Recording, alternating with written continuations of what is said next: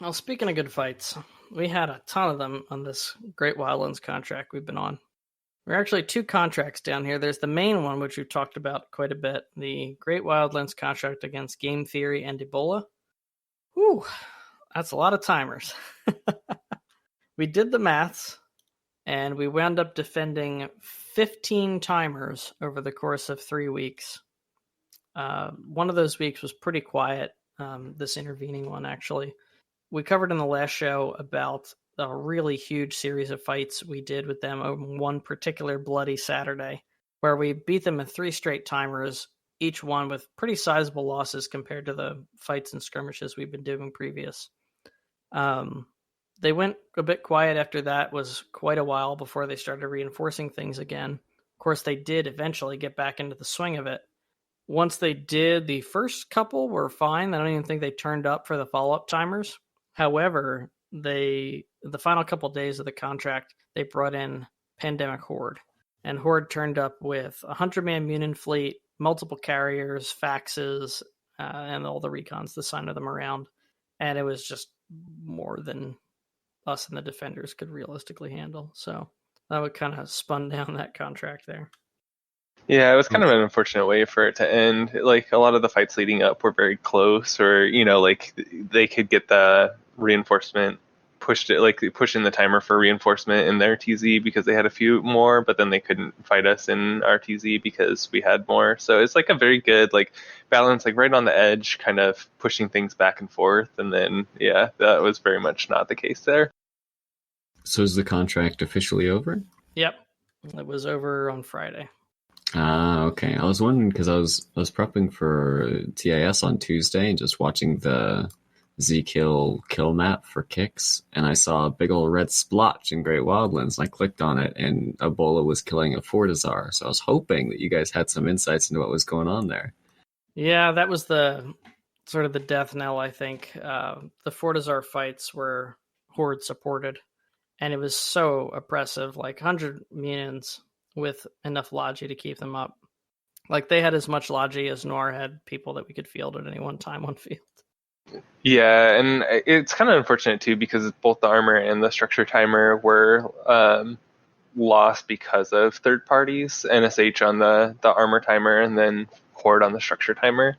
So just one of those things where the locals, like, is in general, GW has been like a very local versus local kind of fight with other like small third parties coming in, but usually you don't see kind of the big groups that we've seen this time.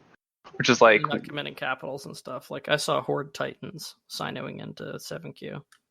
Yeah, and that's what makes it kind of unfortunate because one of the most fun things about GW, I think, is the fact that it's a lot of small groups fighting each other in kind of like loose coalitions and minor third parties, but there's usually never, like Horde Test, those kind of groups usually aren't the ones coming in and fighting here. And so I feel like the charm to it is the fact that it's smaller groups kind of duking it out. Do you think that the end of the war and like things are just so calm everywhere else in the universe, relatively speaking, that's why larger groups are turning their focus to Great Wildlands? Or there's some like deep-rooted connections between Horde and EBOLA? Like, how do they get involved? Well, NSH has always had roots in Great Wildlands, so I'm not surprised it was on their radar. I'm surprised they came in to support EBOLA because the two used to not be able to stand each other. But in general, yeah, I think it's just things are quiet and people are looking for something to do. I certainly think that was what was going on with the Horde side of things. Well, yeah, speaking about that, with NSH coming, it's kind of an interesting dynamic because, like you said, they used to not stand each other, but NSH has been fighting RC recently, and RC has been one of the bat phones for IFG. And so there's this weird dynamic where, NSH used to hate EBOLA, but they've been fighting RC. RC is friendly with the Fort, and so they decided to come in more, I think, against RC than against the people that are actually living there. I mean, that's a little speculation. RC was on field. Yes, RC was not there.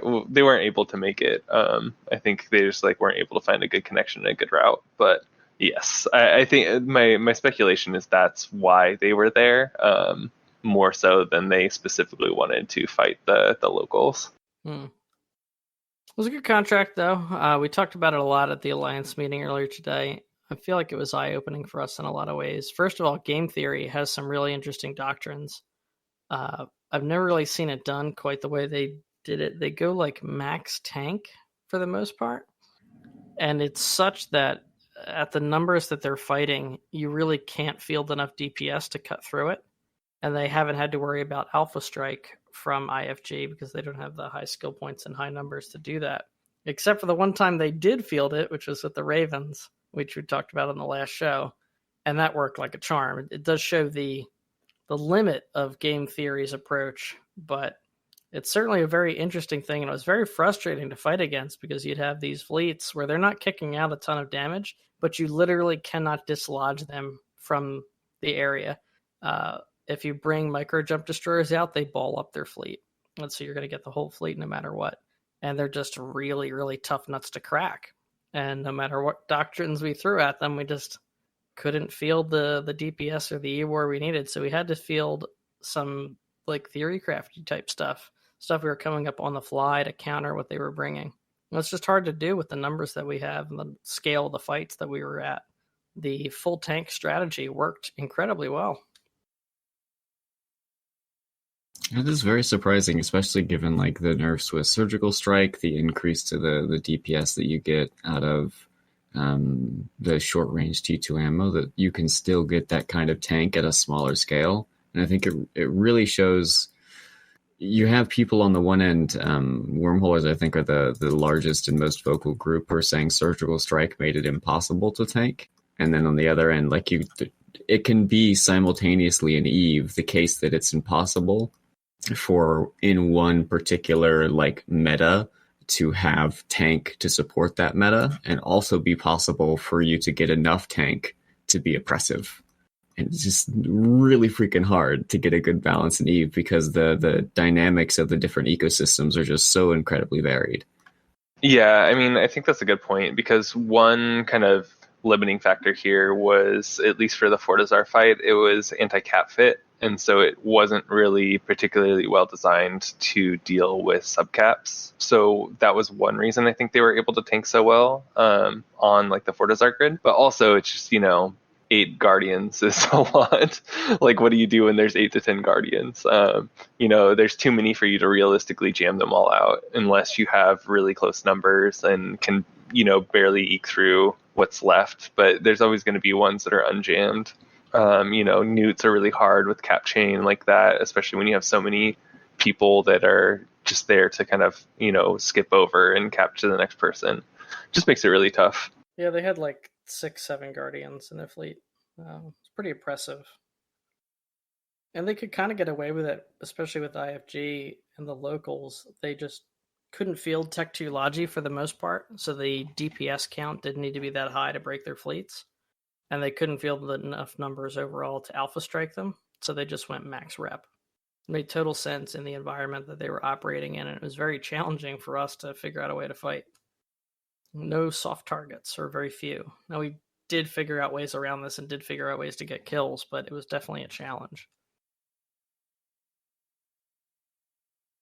Anyway, that's where things are at for right now. I think Game Theory and Co. are just kind of mopping up. If it gets to the point where Horde stops supporting them, maybe things could get more interesting. But at this point, we're done. We're going to be focusing on the Alliance tournament for the month of October. And I think the Great Wildland locals that we were supporting are definitely on the back foot for the foreseeable future, I think. I wish them luck, though. They're a great bunch of guys. I think they, if being good guys versus bad guys counted in a conflict, they would win. But unfortunately, it's more about numbers and ship quality and execution. And it seems like Game Theory and EBOLA have slight edges there. It also helps that, like, all the offensive structures, all the opportunities that IFG and AITC have to attack back are all timed for European time zone, where they have very little people. Because everything's like, all the new Athenors and stuff that's getting anchored down, it's all EBOLA. That's definitely a challenge.